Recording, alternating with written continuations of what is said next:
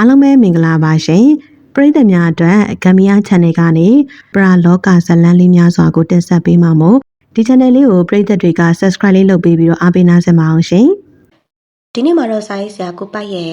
အတ္တပေခွာငိမ့်ချမ်းစွာဆိုတဲ့မုံဆိုးဇလန်းလေးကိုတင်ဆက်ပေးသွားမှာဖြစ်ပါတယ်။မီးလောင်ကုန်းရွာတကြီးဦးစာမဏိအိမ်ကိုညနေဆောင်ခါနေမှရောက်သွားကြတယ်။ဖတ်တီရဲ့ကိုမျိုးဝဲလာသွားသေးလား။ခီးရောက်မဆိုင်လင်းမြင့်လိုင်ကမေးလိုက်တယ်။တမြန်နေ့ကလေးကရောက်လာတာမင်းတို့မလာတော့ဘူးထင်ပြီးဗရောက်ချောင်းပြားဘက်ကိုပြန်တက်သွားလေရဲ့ဒီမနေ့ပဲသွားတာ။မင်းတို့လာရင်သူအဲ့ဒီမှာတပတ်လောက်ရှုံးမယ်လို့ပြောတယ်။ဟုတ်ပြီဖတ်တီရဲ့လင်းမြင့်လိုင်ကတနက်နဲ့ကြောဘိုးအိတ်ကိုကြမ်းကင်းပေါ်ချလိုက်ပြီးခြေပြက်လက်ပြက်ထိုင်ချလိုက်တယ်။ကျွန်တော်ကလည်းကြမ်းကင်းပေါ်ထိုင်ချလျက်ကြောဘိုးအိတ်အတွင်းမှာကော်ဖီမစ်ထုံများနဲ့အရီးတောင်လက်ဖက်ထုတ်ကိုတကြီးကတော့ကိုလှမ်းပြလိုက်တယ်။ဘာလို့ဝေလာရပြန်တာတော့ကွာ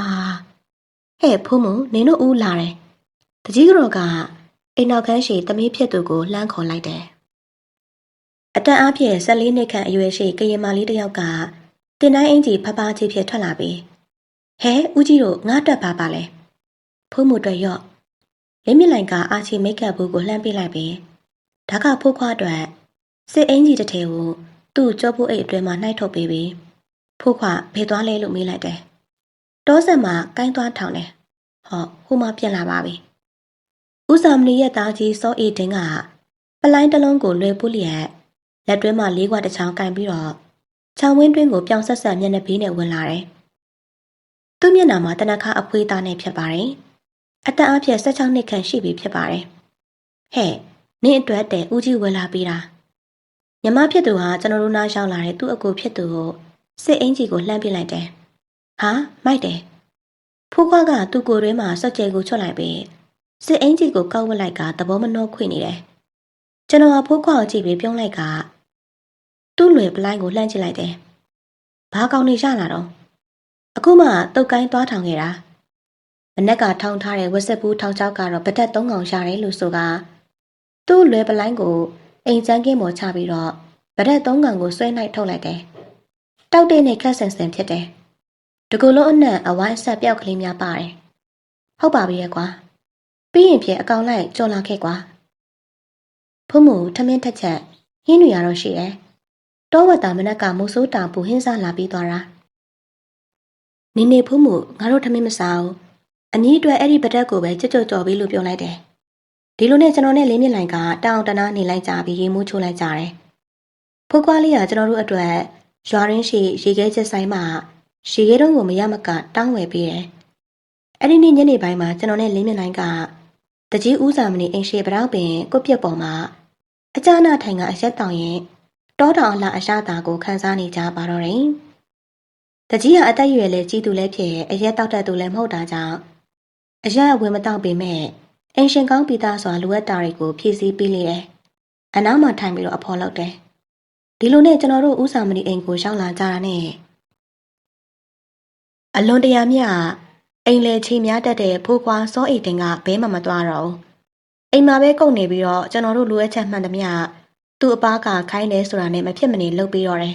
။ဖိုးမှုနော်အေဝါကလည်းအမေဖြစ်သူနဲ့မိဖို့ကြောင့်ကိစ္စတွေဝိုင်းကိုလုပ်ပေးတယ်။လင်းမြင့်လိုင်ကျွန်တော်တို့ကဦးစာမဏီတို့မိသားစုနဲ့လွန်စွာမှရင်းနှီးကြတယ်။အမဲပြေးထွက်လေတိုင်းလမ်းတက်ရင်မဖြစ်မနေဝင်တက်ကြတယ်။အချိန်ရရင်အေးလူလူနေမရရင်လည်းတညတော့ပြေးအိတ်ကြတယ်။ဦးစာမဏီကပကိုးရိုးမှတောင်ကြီးရှိထိုမီးလောင်ကုန်းရွာကလေးကိုအုပ်ချုပ်ရတဲ့တကြီးဖြစ်ပါတယ်။အိမ်ကြီးအဖြစ်100ကျော်ခန်းတော့ရှိလိမ့်မယ်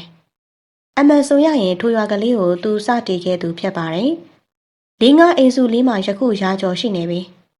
ထိုရွာမှာနေထိုင်ကြသူတွေကတောကိုမိပြီးတော့လောက်ကင်စားကြသူတွေသာဖြစ်ပါတယ်။တောင်ရသမားရှိတယ်၊တစ်ခုတ်ဝါခုတ်သမားရှိတယ်။အမဲလိုက်မို့ဆိုရှိတယ်။သူ့ရွာကလေးမှာနေထိုင်ကြတဲ့သူတွေကိုကြောသားရင်သားမခွဲခြားပါဘူး။လိုအပ်တာတွေကိုဖြည့်ဆည်းပေးတတ်တယ်။သူ့အိမ်ချမ်းကြီးထဲမှာတီးပင်စားပင်တွေစိုက်ထားတယ်။တကြီးဓာတ်နှလွန်တီးပေးပါအောင်ဆိုရင်အပင်မှာခူသွားကြိုက်သလားခူသွားတရက်တီရိုက်ချသွားကွာ။စီလေးရှင်နည်းနည်းချေးပါဆိုရင်မင်းမိုးစီမှာတောင်းသွားကွာ။မိုးကလည်းလာပြီအိမ်ကလည်းမမိုးရသေးဘူးကလေးငယ်လေးနဲ့တော့ဒုက္ခပါပဲလို့ညီးလာရင်ငါအိမ်မိုးဖို့ဝယ်ထားတဲ့တက်ကယ်ပြစ်တွေလူတလောက်ယူသွားကွာအစာရှိတဲ့ဖြစ်မပေးမရှိမဖြစ်ဆိုတဲ့စကားတွေနဲ့သူ့နှုတ်မှလုံးဝပေါ်ထွက်လာခြင်းမရှိဘူးထိုရွာကိုဘဲဧည့်သည်ပဲရောက်လာသူ သူပင်ဒိုင်ကန်ချွေးသိပ်ကျွေးမွေးတယ်။အဲ့ဒီရွာနာရှိတောတောင်တွေကိုလာရောက်လုပ်ငန်းခွင်ဝင်ရတဲ့တတော်ဝင်တန်းမှန်သမျှသူနဲ့ကင်းသူမရှိဘူး။သူ့ကိုပင်အားကိုးလာရသူချင်းဖြစ်ပါတယ်။အကူအညီတောင်းတကြတယ်။လုပ်ငန်းခွင်မှာလှုပ်သားလို့ရင်တကြီးကိုသာပြောမှရှာတယ်။သူ့ရဲ့အစီအမံကိုဘယ်သူမှမလွန်ဆန်ကြဘူး။ကြည်ကြည်နက်နက်ကြီးလိုက်နာကြတယ်။ကျွန်တော်တို့မိုးဆိုးများဆိုရင်လည်းလိုအပ်ရင်တကြီးထံအကူအညီတောင်းရတယ်။တောတောင်အကြောင်းတောကောင်အကြောင်းသိချင်ရင်တကြီးကိုမေးရတယ်။ဒီလိုမီးလောင်ကုန်တကြီးကတချိန်ကလူသိထင်ရှားရှိခဲ့တယ်။ရွာနေချုပ်ဆက်မှလည်းဥစာမဏီကိုမသိသူမရှိဘူး။မီးလောင်ကုန်ရွာနဲ့ဥစာမဏီနဲ့မီးလောင်ကုန်ရွာကတွန်းတွဲနေတယ်။ပဲခူးရိုးမတဝိုက်တောတောင်နဲ့မကင်းသူမှန်သမျှမီးလောင်ကုန်ရွာနဲ့တကြီးဥစာမဏီကိုမသိသူမရှိကြဘူး။မဆက်ဆံဘူးသူမရှိကြဘူး။ဒီလိုကျွန်တော်နဲ့လင်းမြင့်လိုင်ကတကြီးဥစာမဏီအိမ်မှာခရီးတစ်ထောင်နာစခန်းချပြီးလေမှတောတက်တောဝင်အမြဲဖြစ်ကြတယ်။တဦးနဲ့တဦးအဆက်အသွယ်ပြုချင်ရင်တကြီးအိမ်မှာစုရက်လုပ်တတ်ကြတယ်။မစုံကြရင်တကြီးကချိတ်ဆက်ပေးတတ်တယ်။ဒါကလွန်ခဲ့တဲ့နှစ်အစိတ်ခန့်ကဖြစ်ပါတယ်။ယခုတော့တကြီးလည်းမရှိတော့ဘူး။တကြီးမရှိတော့တဲ့နောက်ပိုင်းမီးလောင်ကုန်းရွာဆိုတာကလည်းမှေးမိန်ခဲ့ပြီးဖြစ်ပါတယ်။ဒီကြားကျွန်တော်တို့ကလည်းမီးလောင်ကုန်းနဲ့အဆက်ပြတ်ခဲ့ရတယ်။ယခုကျွန်တော်နဲ့လေးမြင့်လိုင်ကပဲခူးရိုးမအတွင်အမဲကြီးပြည့်ရန်လာခဲ့ကြပြန်တော့ဥစာမဏီကိုတတိတရရှိလို့မီးလောင်ကုန်းရွာကိုဝင်ခဲ့ကြတယ်။ဟင်ဘလို့ဖြစ်တာပါလဲရွာပြက်ကြီးလို့ဖြစ်နေပါလားရွာရှိလူနေအိမ်ကြီးကမတိုးပွားလာတဲ့အပြင်ဆုပ်ယုပ်နေပါလားဥစာမဏီလွန်ခဲ့တဲ့3နှစ်ကတည်ဆုံးသွားပြီလို့သိရတယ်။တားကြီးဖြစ်သူစောအေးတင်းကအိမ်အောင်ကြပြီးအုတ်ကံမှာအခြေချနေထိုင်တယ်လို့သိရတယ်။သမီးဖြစ်သူနော်အေဝါကမိခင်ဖြစ်သူနဲ့အတူလဟမငယ်မှာနေထိုင်ကြရတလုံးကလေးတင်မိခင်ဖြစ်သူကွယ်လွန်သွားလို့တယောက်တည်းရွာမှာပြန်လာနေတယ်လို့သိရတယ်။ဒါကြောင့်ကျွန်တော်နဲ့လင်းမြင့်လိုင်းကဦးစာမဏီရဲ့သမီးဖြစ်သူနော်အေဝါရှိရာအိမ်ကိုသွားလိုက်ကြတယ်။ကျွန်တော်တို့တွေ့ရတဲ့နော်အေဝါတယောက်လုံမဲစွာဝမ်းမြောက်ဝမ်းသာဖြစ်သွားပုံရတယ်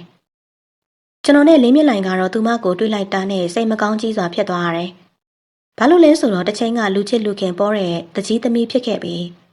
အခုတော့ဝါခုတ်သမားတို့ရဲ့တော်တွင်ယာယီဆောက်လုပ်နေထိုင်တဲ့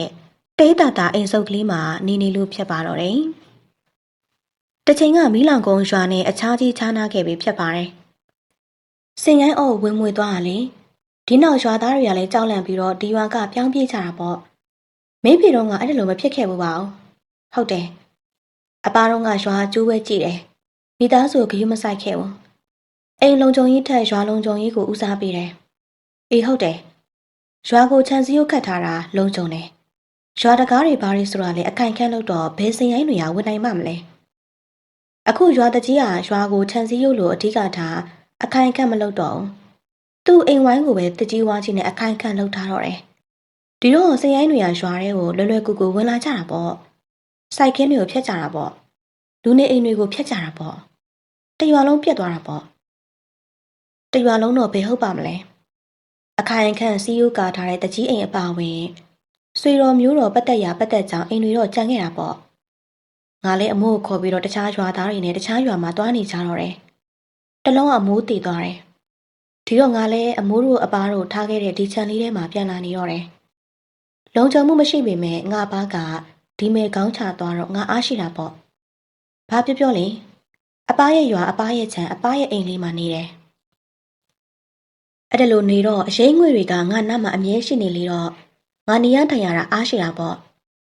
နော်အေဝါစကားကိုသဘောကျပြီးတော့ကျွန်တော်ကလင်းမြင့်လိုင်ကိုအတိတ်ပဲပါကြည့်လိုက်တယ်အခုရောတောစင်ရိုင်းတွေလာနှောက်ရှက်သေးလားရန်ကားဆိုသလိုလာသေးတာပေါ့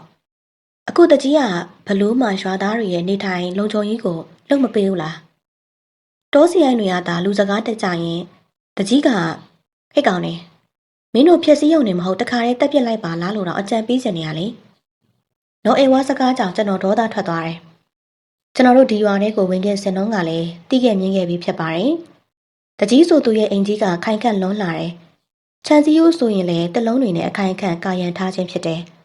ဒီတော့ဘယ်တော်စင်ရိုင်းတို့ရဲ့ရှံကိုကြောက်စရာလိုပါလိမ့်မလဲအတော်အတ္တကြီးတဲ့တကြီးပါလားရွာသူရွာသားတွေကိုတော့ဖြစ်လို့ရဖြစ်စေဆိုပြီးစိတ်သဘောထားတယ်ဒါကြောင့်ကျွန်တော်ကလင်းမြင့်လိုင်ကိုနော်အေဝါနဲ့တကွရွာသူရွာသားတွေအတွက်ရန်ပြီးမှလွတ်ကင်းစေနိုင်ဖို့အကြံပေးလိုက်တယ်ကျွန်တော်အကြံကိုလင်းမြင့်လိုင်လက်ခံသွားတယ်ဒါကြောင့်ကဲဖူးမှု ဦးတို့ရှိတော်ဖုံးမှုနဲ့ဒီခြံဝန်းလန်းကိုလုံလုံခြုံခြုံကာရံပေးသွားမယ်ဒီလိုကျွန်တော်ကပြောလိုက်တော့နော်အဲဝါကစိမ့်စိမ့်ကြီးကြည့်ပြီးဦးမှုပြောထက်တယ်ဘာလို့လဲဦးတို့ကဖုံးမှုအင်ချံဝန်းလေးကိုလုံလုံခြုံခြုံကာရံပေးမယ်ပြီးတော့ခြံဝန်းလေးထဲမှာတီးနှံပင်တွေစိုက်ပျိုးပေးမယ်ဒီတော့တောစင်ရိုင်းတွေရန်ရတယ်မဟုတ်စားရေးတောက်ရေးအဆင်ပြေမသွားပေဘူးလားကျေးဇူးတင်ပါတယ်ဦးရဲ့ဒီလောက်လေးရတော့ငါမိတ်ဆွေမုတ်ဆိုးတွေရဲ့ဒီပတ်ဝန်းကျင်ရွာတွေကလူတွေငါ့ကိုငကိုကလေးကလှုပ်ပေးကြတာပဲငါလက်မခံဘူးလေဘာလို့လဲဆိုတော့အပားရဲ့သမီးကအပားလိုပဲဖြစ်ချင်တယ်တရွာလုံးကိုခတ်ပေးချိန်ခတ်ပေးချတောစင်ရိုင်းတွေရဲ့ရန်ကငါတယောက်တည်းပဲလှုပ်အောင်လုပ်မပေးကြနဲ့တရွာလုံးအတွက်လှုပ်ပေးမှငါလက်ခံမယ်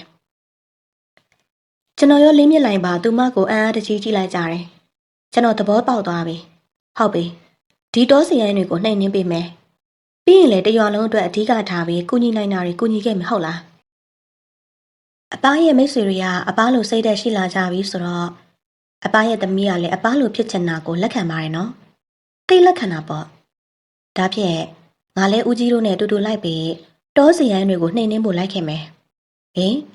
အာကကလေးမလေးပါလားသူမကိုကျွန်တော်တို့ဘလို့မှထားခဲ့လို့မရနိုင်တာကိုသိလိုက်လို့တောရင်းကိုသူမကိုခေါ်လာခဲ့ရတယ်အဲ့ဒါလောက်မင်းမစွန့်စားတဲ့မို့ဒါစွန့်စားတယ်မခေါ်ဘူး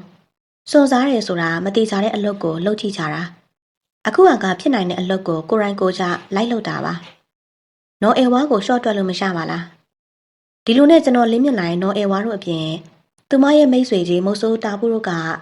တောစင်ရိုင်းတို့ကိုတုတ်တင်ဖို့ထွက်ခဲ့ကြတယ်တောစင်ရိုင်းတိုင်းလိုက်လံတုတ်တင်လို့လည်းမဖြစ်ဘူးဒါဟုတ်တာပေါ့တောစင်ရိုင်းတိုင်းရွာကိုလာဖြတ်စည်းကြတာမှမဟုတ်တာဒီတော့တောဆက်လောက်မှာကျက်စားတဲ့တောစင်ရိုင်းအုပ်ကိုသာရှာဖွေပြီးဦးဆောင်စင်ကြီးကိုရှာဖွေတုတ်တင်လိုက်ရုံနဲ့အဆင်ပြေသွားတော့တယ်ကျွန်တော်အယူအဆကိုလက်ခံသွားအောင်ရှာတယ်ဟာဒါသိဟုတ်တာပေါ့တကြိမ်ငါတို့ရွာကိုတောစင်ရိုင်းတွေဝင်ဖြတ်စည်းတော့ကခေါင်းဆောင်လို့ထင်ရတဲ့စင်ကြီးကိုငါတတိထားမိတယ်ညာဘက်အဆွဲတစ်ပိုင်းကျိုးနေလေရဲ့သူမရဲ့အပြောကြောင့်လင်းမြင့်လိုင်ကလက်ဖြောက်တစ်ချက်တီးလိုက်ခြင်းဖြစ်ပါတယ်ပြီးတော့မှဟုတ်ပြီဖုံးမှုပြောတဲ့အဆွဲပဲ့စရမ်းကြီးကိုတက်ဖြတ်နိုင်ဖြစ်မီးလန့်ကုန်းရွာရဲ့အနာဂတ်လှပသွားလောက်တယ်ထိုနေ့မှာကျွန်တော်တို့ကတကောင်စားနှစ်ကောင်စားတောစင်ရိုင်းတို့ကိုတွေ့ပေမဲ့အဆွဲကျိုးအကောင်မဟုတ်တာကြောင့်6လက်ပြစ်ခတ်လိုက်ခြင်းသာပြုလိုက်ပါတယ်ပြင်းထန်တဲ့ရန်အားပောက်ကွဲတံကိုကြောက်လန့်ပြီးစင်ရိုင်းတွေကတရှူးတိုးထွက်ပြေးသွားကြတယ်နေ့လည်ခင်းလောက်မှာကျွန်တော်တို့ကဝင်းတကောင်ကိုပြစ်ခတ်ရလိုက်တယ်ဒီလိုနဲ့ရွာကိုပြန်ခဲ့ကြတယ်လဟမငယ်ရွာမှာနေတဲ့မုတ်ဆိုးကြီးတာဖုကရွာရှိနော်အေဝါအင်ကိုကျွန်တော်တို့နဲ့အတူလိုက်လာပြီးတော့ဝင်းကောင်ကြီးကိုအသားဖြတ်ပြီးအပြီးမှာသူ့အတွက်တပိတ်တာတတွဲယူလာပြီးလဟမငယ်ကိုပြန်သွားတယ်မနေ့ပြန်လာခဲ့မယ်လို့ဂတိပြီးသွားပြန်တယ်နောက်တနေ့မှာမုတ်ဆိုးတာဖုကအနီးနားပတ်ဝန်းကျင်ရွာမှာသူ့ရဲ့မိတ်ဆွေမုတ်ဆိုးတွေကိုခေါ်လာတယ်ဒါကြောင့်သူတို့ပါခေါ်ပြီးကျွန်တော်တို့ကဆွဲကျိုးတောစင်ရိုင်းကြီးကိုလိုက်ရှာကြပြန်တယ်ရွာနာပတ်ဝန်းကျင်မှာကျက်စားနေတဲ့တောစင်ရိုင်းတစ်ကောင်စားနှစ်ကောင်စားကို6လမ်းထုတ်လိုက်နိုင်ကြတယ်အတော်လေးတော့ဟန်ကြတယ်လို့ပြောရမယ်ဒါပေမဲ့ထိုနေ့လူစုခွဲပြန်ကြတော့ညဘက်မှာမီးလောင်ကုန်းရွာရဲ့လက်ရှိတကြီးကကျွန်တော်တို့ထံရှောင်းလာပြီးသူတို့ရွာအတွက်လာရောက်ကူညီကြတာကိုကျေးဇူးတင်ကြောင်းပြောချင်တဲ့ထက်နော်အေဝါကိုသူတို့နဲ့ပေါင်းစင်မလုပ်လေပဲကျွန်တော်တို့တာဘူးတို့နဲ့လှုပ်လေခြင်းကိုအပြစ်တင်လို့တာကအထူးကဖြစ်ပါတော့တယ်ဒီတော့နော်အေဝါကတကြီးရဲ့အရင်ကငါပြောဘူးပါတယ်တိုင်ပင်ဘူးပါတယ်အဲ့ဒီတော့ကတကြီးပြောခဲ့တာလေနင်းတကြီးလားငါတကြီးလားဆိုပြီးဒီရွာကိုအုပ်ချုပ်တာငါဆိုပြီးကိုအိမ်ချမ်းဝင်းကိုလုံလုံကြုံကြုံကာထားကြလို့ပြောတယ်လေနော်အေဝါကတကြီးကိုဒီလိုပြောလိုက်တဲ့စကားကြောင့်ကျွန်တော်ရောလင်းမြင့်လိုက်ပါပြုံးမိကြတယ်တကြီးစဉ်းစားကြည့်လေပြောတော့စီစီလုံးလုံးဖြစ်ချင်နေဆိုပြီးလို့တော့ကိုအိမ်ကိုချံကိုပဲလုံလုံကြုံကြုံကာယံကြတယ်လေမရှိစင်းရဲတဲ့သူတွေကဘလို့လုံနိုင်မှာတော့ဒီတော့သူတို့ကိုလုံခြုံမှုပေးနိုင်တဲ့တခြားရွာတွေကိုပြောင်းပြီးသွားကြတာပဲမဟုတ်လားဒီလိုပြောလိုက်လို့တကြီးရဲ့မျက်နှာကနီးရဲသွားတယ်ဟုတ်ပြီလေဒီကနောင်ကြီးတို့ကျေးဇူးတင်ပါတယ်ရှေးရှောက်ကျွန်တော်တို့ရွာလုံခြုံရေးအတွက်ကျွန်တော်တို့ပဲလုပ်ပါတော့မယ်အခုလို့ဆိုတော့ကျွန်တော်တို့တိတ်ခါကြပါတယ်ဗျာကဲဖို့မတကြီးပြောတာလေဟုတ်နေပြန်ရောစင်ရိုင်းတွေရဲ့ရန်ကိုတကြီးနဲ့သာတိုင်ပင်လောက်ကြတော့နော်ဦးတို့လည်းအထက်တောတက်ပြီးလိုင်းရင်ရွေချက်အတိုင်းတားကောင်ကြီးတွေရှာပြစ်ချင်အောင်မယ် ဒီလိုဆုံးဖြတ်ပြီးနောက်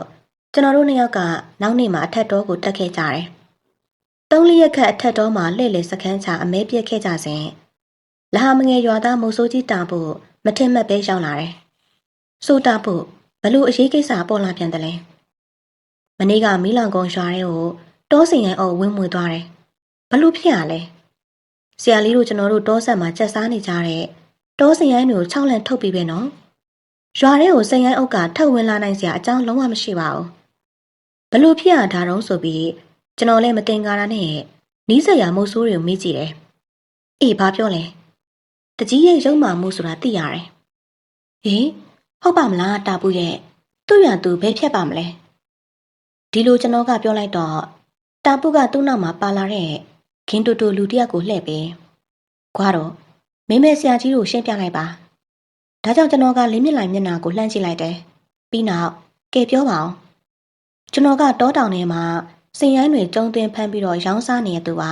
။တနေ့ကျွန်တော်စီကိုမီးလောင်ကုန်းရွာတကြီးလာတွေ့တယ်။ဘာကိစ္စလဲ။သူတို့ရွာထဲကိုတဲ့တောစင်ရိုင်း၄-၅ကောင်တအုပ်လောက်မောင်းသွင်းပေးပါတဲ့။ငွေ9 သိန်းပေးမယ်ဆိုလို့ကျွန်တော်လှုပ်ပေးလိုက်ရတယ်။ဟာကိုကွားတူဆိုသူကျွန်တော်ရှုံမုန်းသွားတယ်။ကြည်စမ်းလုံရလိုက်တာ။လင်းမြင့်လိုက်လဲစိတ်ဆိုးသွားပုံရတယ်။ဆက်ပြောကွာ။ဒီမှာကွားတူဆိုသူကမျက်နှာငယ်လေးနဲ့နောက်မှကိုတာပူနဲ့တွေ့လို့ကျွန်တော်မီးလောင်ကုန်းရွာတကြီးရဲ့အကြံစီကိုသိရတော့တယ်။နေပေါင်းကိုတာပူဖိုးမှုရောဘာဖြစ်သွားသေးလဲ။ရွာထဲမှာရှိတဲ့ချမ်းမလုံနဲ့အိမ်တွေအားလုံးစင်ရိုင်းတွေရဲ့နင်းချေဖြက်စီးခြင်းကိုခံလိုက်ရတယ်။ညဘက်ကြီးဆိုတော့ထွက်မပြေးနိုင်တဲ့အဖွားကြီးတစ်ယောက်ရဲ့နိုးဆိုးရွယ်ကလေးတစ်ယောက်ရဲ့စင်နှင်းခံရလို့တည်သွားကြတယ်။ဟာရင်ဆို့သွားတဲ့ကြားမှာဖိုးမှုရောအခုကျွန်တော်ဆရာကြီးတို့လာချောင်းကြတာဖိုးမှုကိစ္စအထီးကပါရွာထဲမှာစင်ရိုင်းတွေဝင်တောင်းချမ်းကြတော့ရွာသားအချို့ကြောက်လန့်ပြီးတော့ထွက်ပြေးကြတယ်လေတချို့ရွာကိုပြန်မလာရဲကြတော့ဘူးဖိုးမှုလည်းပြောင်းနေတယ်ဟင်အရင်ရွာတကြီးဦးစာမဏေရဲ့သမီးကိုပြောရလားအေးဟုတ်တယ်ကျွန်တော်ဦးစာမဏေကိုသိပါတယ်ကျွန်တော်အသက်ကိုသူကယ်ဘူးပါတယ်ကျွန်တော်ဟာကွာတူဆိုသူစူးစိုက်ကြည့်လိုက်ပြီမင်းဦးစာမဏေနဲ့သိတာမင်းအသက်ဘလို့ကယ်ခဲ့ဘူးလဲဆိုတာမသိကြဘူးဖိုးမှုဘယ်ရောက်သွားလဲသိကြတယ်တကြီးအိမ်ချံဝန်းထဲမှာရှိတယ်အဲ့ဒီညကတကြီးလူတွေဖိုးမှုကိုဖမ်းခေါ်သွားကြတာဟင်မရိုင်းလိုက်လေတကြီးရဲ့ကဲအချိန်ဆွဲနေလို့မဖြစ်ဘူးအခုပဲသွားကြစို့ကျွန်တော်ဟာတနက်ကိုကောက်ကင်လိုက်တော့ဆရာကြီးစိတ်ငြိမ်ငြိမ်ထားပါအောင်ကျွန်တော်ပြောတာနားထောင်ပါအောင်လို့တာပူဟာဆိုလာလို့ကျွန်တော်ကပြန်ထိုင်ချလိုက်တယ်။ကွာတို့ပြောလို့ဖိုးမှုကိုသူတို့ဖမ်းထားသိလို့ကျွန်တော်လည်းလဟမငယ်ရွာတကြီးစမ်းရွာတကြီးနဲ့ဗရောင်ကုန်းရွာတကြီးတွေအကူကြီးတောင်းပြီးမီးလောင်ကုန်းတကြီးစီကိုဖိုးမှုလေးကိစ္စမေးကြည့်တယ်။တကြီးကပြောင်းညင်းတယ်။ဒီတော့ကွာတို့မျက်စိနဲ့တက်အမြင်ထားတာအဲ့ဒီမှာဖိုးမှုရှိကိုရှိတယ်။ဒါကြောင့်ဆရာကြီးတို့သွားလဲညင်းပါပဲ။ဟုတ်ပြီလေဒါဖြစ်ဘလို့လုပ်ချင်လဲ။သူတို့နည်းနဲ့သူတို့ကိုပြန်လုံးလိုက်ရင်ဖြစ်တရားနည်းလမ်းအကြဆုံးလို့ထင်တယ်။ဟေးဘလို့ရှင်းအောင်ပြောကွာ။ဦးစာမဏေရဲ့ကျေးဇူးပြန်ဆက်ရမယ့်အခြေအနေကိုရောက်နေပြီဆိုတော့ကျွန်တော်အတတ်နိုင်ဆုံးကူညီမယ်။ကဲလို့အေးအေးငြိမ်ငြိမ်ပြော။ကွာတို့ကလင်းမြင့်လိုက်လှမ်းပေးလေတဲ့ပလင်းကိုမရှူပဲလက်ကပြရင်ရွာထဲကိုတောစင်ရရင်14-5ကောင်လောက်တအုပ်ပြန်မောင်းသွင်းမယ်။ဟင်စင်ရိုင်းတွေကဗယံပဒါနဲ့မြင်မြင်ရအိမ်ကိုဝင်ဖြက်စီးကြမှဖြစ်ပိုဆိုးရချင်ကွာဆရာကြီးရဲ့ရွာသားတွေကအိမ်ကသူတို့လှုပ်လို့ကုန်တလောက်ရှိပါပဲ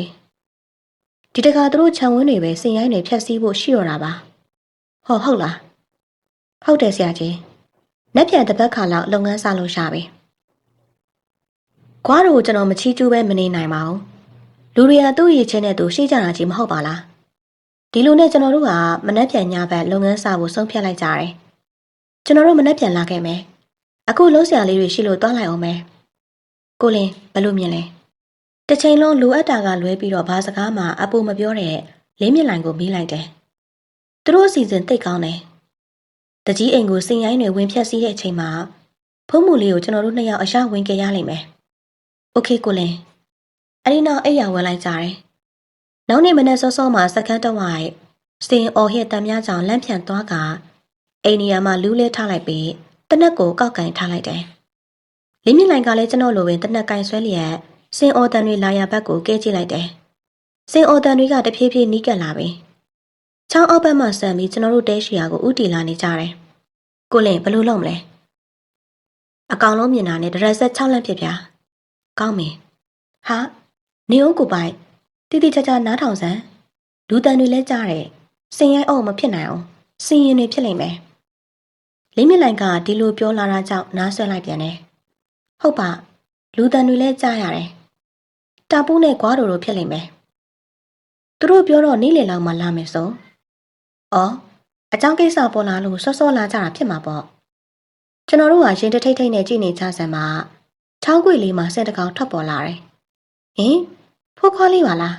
။နောက်မှစင်တွေကအိမ်ကိုစီနဲ့တကောင်မိတကောင်ပေါ်လာတယ်။ကွာတို့စီးတဲ့စင်တာပုစီးတဲ့စင်ပြီးတော့ကျွန်တော်မသိတဲ့ဦးစီး2ယောက်စင်2ကောင်စုစုပေါင်းစင်5ကောင်ဖြစ်တယ်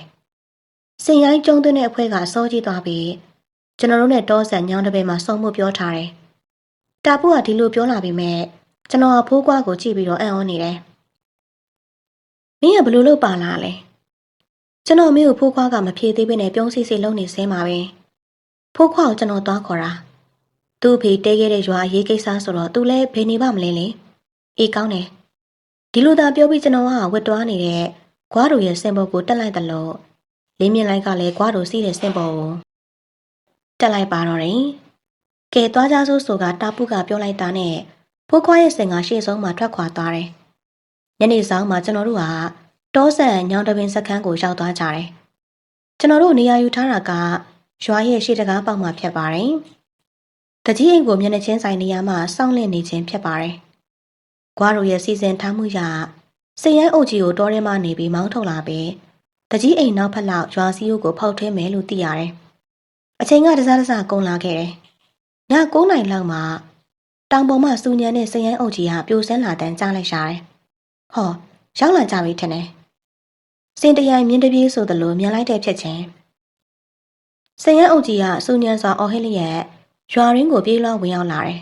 ။ကွာတို့ချီကျူးမိတယ်။သူ့ရဲ့စီမံမှုဟာကွက်တိပင်ဖြစ်ပါတယ်။ရုပ်ကြီးဆိုသလိုစိတ်ရိုင်းအုပ်ကတကြီးအိမ်ချံဝင်းကိုစတင်တိုက်ခိုက်တော့တယ်။ကျွန်တော်တို့ကလည်းစင်စည်းပြီးတော့ဒုံဆိုင်ဆိုသလိုတကြီးရဲ့အိမ်ချံဝင်းကိုဝင်လိုက်ကြတယ်။ခြံဝင်းနဲ့အိမ်တွင်းနဲ့ဖုံးမှုလေးကိုရုပ်ရုပ်တဲတဲကြားမှာစစ်စစ်ဆက်ဆက်ရှာလိုက်ကြတယ်။ဘေးမှာမှမတွေ့ဘူး။ကျွန်တော်ဇောကျွေးပြန်ရပြီ။ဒုက္ခပါပဲဗျာဒုက္ခပါပဲဗျာ။စူကြီးလေးရဲ့လင်းမြင့်လိုင်ကလည်းပြားများနေတယ်။ဖုံးမှုတကြောကြောအော့ခေါ်နေတယ်။ပြန်ထူးတယ်မကြောက်။ကျွန်တော်ရင်တွေခုန်နေတယ်။တကြီးရဲ့ခိုင်ခန့်တဲ့အင်ကြီးကလည်းမြေပေါ်မှာပြက်ပြဝဲပြိုကျသွားပြီ။ရွာရင်းရှိအင်ကြီးအိမ်ကောင်မှန်သမျှပြိုလဲပျက်စီးနေကြပြီ။ကွားတို့ဥဆောင်တဲ့စင်ပန်းဖွဲကတည်သက်စွာဖြင့်တောစီရိုင်းများကိုတောရင်းကိုပြန်လည်မောင်းထုတ်ပြီးဖြစ်ပါတယ်။ဒီတော့မှကျွန်တော်နဲ့လင်းမြင့်လိုင်ကစင်ပေါ်မှမြေပြင်ကိုဆက်လိုက်ကြတယ်။တကြီးရဲ့အိမ်ချံဝင်းအတွင်ဖုံးမှုကိုတွေ့လို့တွေ့ညာရှာကြည့်လိုက်တယ်။တကြီးရဲ့လူယုံလက်သက်မွေးထားတဲ့လူဆိုးလူမိုက်တွေကပိုးလိုပလက်ဆင်းနှင်းခံရပြီးတော့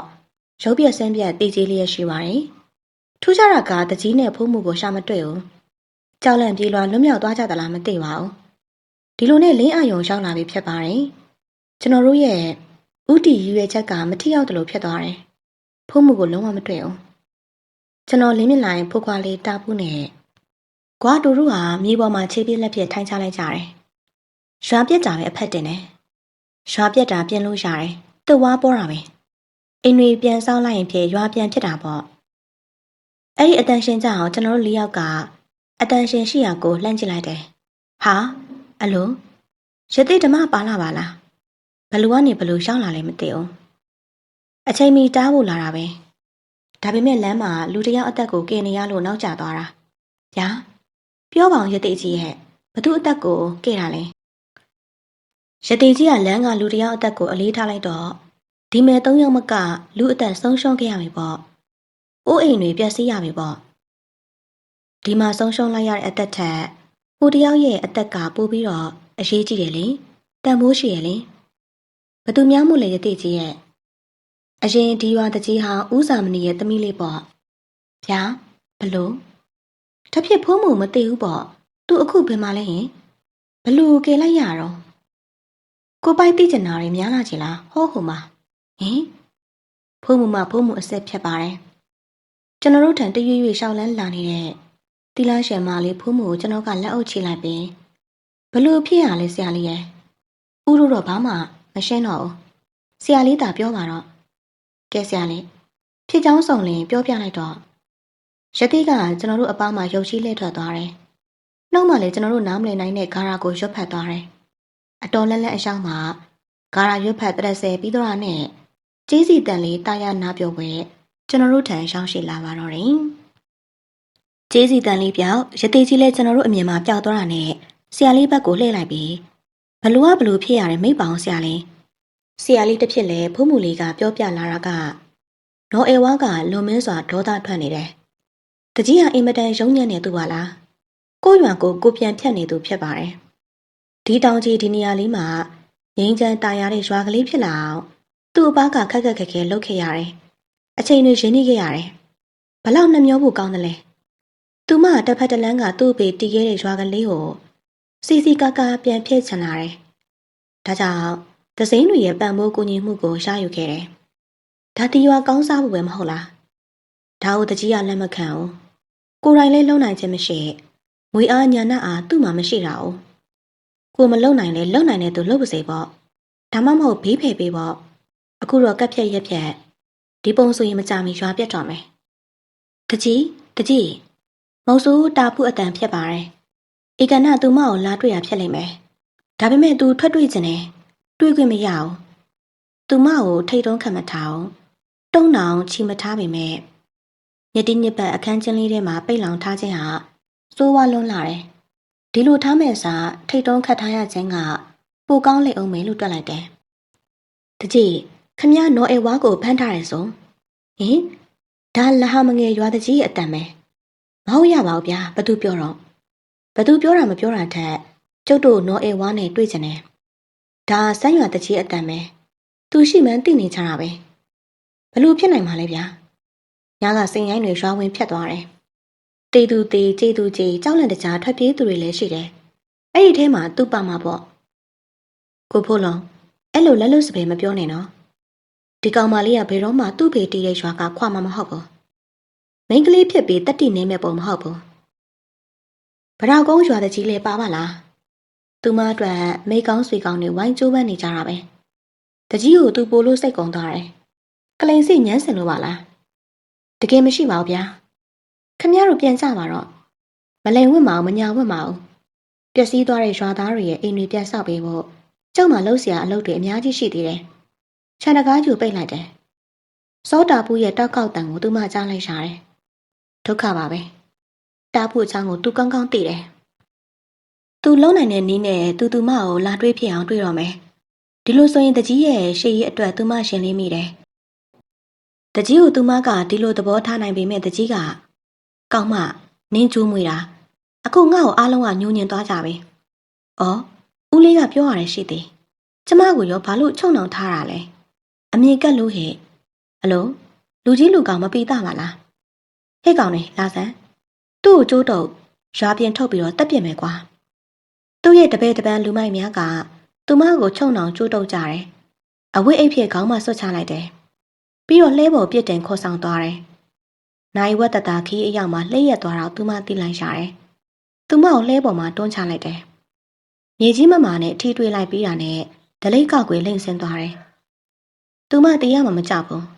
သူတကယ်တရားတော့မှသိလိုက်တော့လဲရှင်ထိတ်သွားတယ်သူဘာမှမမြင်ရလှုပ်ရှားလို့မရအောင်တကြီးထိုးချလာမဲ့လှန့်ချက်ကသူမရဲ့ခန္ဓာကိုယ်ဘယ်နေရာကိုကြားရောက်လာမလဲမသိဘူးကြီးစွာသောဒုက္ခစိုးရိမ်မှုတို့ကြောင့်စက်သိမ်းဖြန်းကနေထလာမိတယ်တကားချင်းစိတ်လိုက်မှန်ပါမလုပ်ပါနဲ့ဟင်ဖုန်းကြီးတပါးလဲပါသလားမသိဘူးဒီအတန်ကိုကြားဖို့တလို့တကြီးရဲ့မိုက်မဲမှုကိုတားဆီးမဲ့သူတော့ရှောက်လာပြီဒီအတွက်သူမအားတက်မိတယ်သူ့ကိုဆွဲထူလိုက်ပါတုံနှောင်ထားတဲ့ကြိုးတွေကိုဖြေးပေးလိုက်ပါခေါင်းကအဆုတ်ကြီးကိုဖဲလိုက်ပါဖုန်းကြီးကဇယ်ဆက်တယ်လို့အမိတ်ပေးပြောလာတဲ့အတိုင်းသူမကိုချုံနှောင်ထားတဲ့ကြိုးတွေကိုဖြုတ်ပေးကြတယ်ဆွဲထူပေးတယ်ခေါင်းဆုတ်ကြီးကိုဖြုတ်ပေးတယ်ဟင်သူမကန်ကောင်းတယ်သူမတို့တရွာလုံးသာမကပတ်ဝန်းကျင်ကြေးရွာများကပါအားကိုတကြီးစီးကပ်နေတဲ့ရတိကြီးပါလားရတိဓမ္မပါလာပါလားကျမ်းပါပါစေအသက်ရှိပါစေကွယ် ရတိရသူမကိုမြင်တာနဲ့ဒီလိုစုပေးပြီးတကြီးဘက်ကိုပြန်လှည့်ပြီးတော့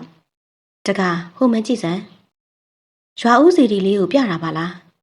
သူမတို့မီးလောင်ကုန်းရွာထိပ်ကဇီဒီလေးဖြစ်နေတယ်တွေ့လားတကားဇီဒီလေးကိုပြောတာလားအေးလေဗျာတကားတီထားတဲ့ဇီဒီလေးမဟုတ်လားဟုတ်ပါတယ်ဘာလို့တီခဲ့တာလဲကောင်းမှုကုသိုလ်ပြုတာပါဘာရဲ့ဟုတ်ရဲ့လားဖျားတကားဆိုတာဖြစ်ချင်လို့မဟုတ်လားမမိုက်ချင်စမ်းပါနဲ့တကားရဲ့လူမိုက်လှုပ်ချင်ရင်ဖြစ်လေလူမကြီးတက်တက်လှုပ်စမ်းပါဖျားတကားဆိုတဲ့အရေးချုံပြီးအာကုသိုလ်အလုပ်ကိုမလှုပ်ချင်စမ်းပါနဲ့ကဲရသိပြောမယ်လူဆိုတာတိမျိုးကြီးပဲမအိုမနာဆိုတာဒါဆွဲဆန်ထားလို့ရမယ်တီချင်းကိုတော့တားထားလို့လုံးဝမရဘူးအခုပဲတကားအသက်60ကျော်နေပြီမဟုတ်လားရှေ့ကိုဘယ်နှစ်နှစ်နေရအောင်မယ်ထင်တယ်လေလူတက်တန်တဝက်မကကြော်နေပြီပဲလောဘတွေဒေါသတွေမောဟတွေကိုပေဖြောက်ပါတော့လားဘယ်ဟိုသွားမှမသိရတဲ့ခရီးအတွက်ဘာမှမစုဆောင်းတော့လားကဲပြောကြုံမှားပါတယ်အတိတရားရှားပါပြီလေကလေးမဦးကြီးကိုခွင့်လွှတ်ပါကွယ်ဒီရွာကောင်းကျိုးအတွက်လည်းမင်းဆက်လုပ်ပါတော့ဦးကြီးတော့အခုပဲရတိကြီးစကားကိုနားထောင်ပြီးဘဝပြောင်းတော့မယ်ရတိကြီးကုညီပါဗျာနော်အေဝါကတကြီးကိုကြည့်ပြီးတန်ဝေကရှာသွားတယ်သူမလုံနေတာကရွာသူရွာသားတွေအတွက်ဆိုပေမဲ့တကယ်တမ်းတရားသဘောနဲ့ပြန်ကြည့်လေတော့သူမလည်းအတ္တမခွာနိုင်သူဖြစ်နေပါလားသူ့ဖေတည်ရဲတဲ့ရွာကလေးကိုဆိုတဲ့အတိကလည်းအတ္တဆန်နေခြင်းပဲပေါ့သူ့ရွာသားတွေအတွက်ဆိုတာလည်းအတ္တပဲမဟုတ်လားရတိကြီးငါ့ကိုလည်းတေးလာရှံဝှက်ပေးပါတော့လို့ပြောလိုက်တယ်သူမလုံးလုံးလဲလျားဆုံးဖြတ်လိုက်တယ်ကျွန်တော်နဲ့လင်းမြင့်လိုင်ကနော်အေဝါပြောပြတဲ့စကားကိုစောင်းကန်းတိုင်အောင်နားထောင်လိုက်ပြီးတာနဲ့တာတို့၃ချိန်ခေါ်လိုက်ကြပါတော့တယ်ပရိသတ်များရှင်နောက်ရက်တွေမှာလည်းကျမတို့ရဲ့ channel ကနေဇလန်းကောင်းများစွာကိုတင်ဆက်ပေးသွားမှာဖြစ်ပါတယ်အခုလိုမျိုးအားပေးနားဆင်တဲ့အတွက်လည်းကျေးဇူးများကြီးတင်ပါတယ်ရှင်